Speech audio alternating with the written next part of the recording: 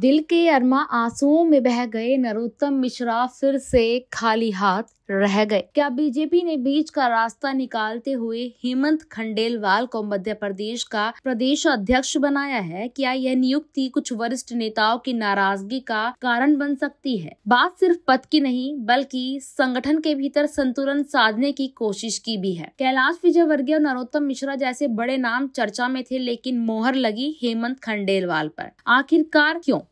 हेमंत खंडेलवाल बैतूल से विधायक, पूर्व सांसद, आरएसएस से जुड़े और बीजेपी के कोषाध्यक्ष भी रह चुके हैं। उनका राजनीतिक सफर लंबा रहा और साथ ही साथ यहाँ पर उन पर अब तक कोई बड़ा विवाद जो है उनसे जुड़ा नहीं है। लेकिन सवाल यहाँ पर ये उठ रहे हैं, क्या ये नियुक्ति मोहन यादव गुट की जीत मानी जाए? क्या बीजेपी के अंदर गुटबाजी गहराती जा रही है? कैलाश विजयवर्गीय जैसे नेता जिनकी दिल्ली तक पहुंचे, क्या वो इस फैसले से संतुष्ट हैं? सोशल मीडिया पर कैलाश विजयवर्गीय ने भले ही बधाई दी हो, लेकिन ये बधाई दबाव में दी गई कहकर सियासी गलियारों में चर्चा गर्म है। कांग्रेस लगातार ये आरोप लगाती आई है कि बीजेपी परिवारवाद का विरोध सिर्फ दिखावे के लिए करती है। अब जब हेमंत खंडेलवाल के पिता भी बड़े नेता रहे हैं, तो क्या यह नहीं परिवारवाद नहीं है? उन्होंने खंडेलवाल को बधाई जरूर दी है। यहाँ पर जीतू पटवारी की बात हो रही है, लेकिन शिवराज सरकार को भ्रष्टाचार के मुद्दे पर घेरा। एमपी का नाम करप्शन इंडेक्स में नीचे जा रहा है।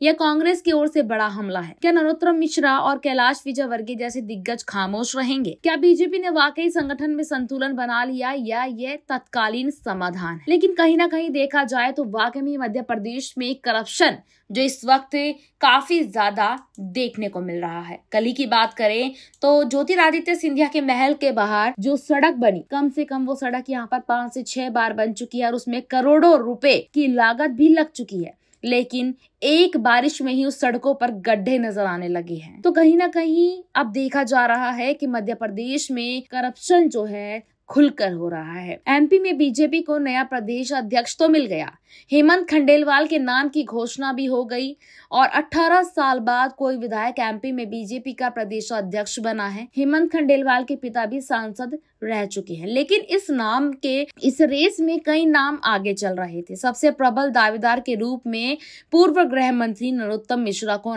माना जा रहा था कि नरोत्तम मिश्रा को इस बार पार्टी की कोई बड़ी जिम्मेदारी मिलेगी, लेकिन यहाँ पर नरोत्तम मिश्रा पे कहीं ना कहीं जो उनके सपने थे उन पर पानी फेर दिया। दिल के अरमा आंसुओं में उनके बह गए। अब नरोत्तम मिश्रा पर यह गाना बिल्कुल फिट बैठ रहा है कि दिल के अरमा आंसुओं में बह गए। बीजेपी ऑफिस में नरोत्तम मिश्रा पहुंचे तो उनका चेहरा बिल्कुल उतरा हुआ था। साथ ही बॉडी लैंग्वेज यह बताने की काफी थी कि यह मौका हाथ से निकलने के बाद उनका मन मायूस हो चुका है।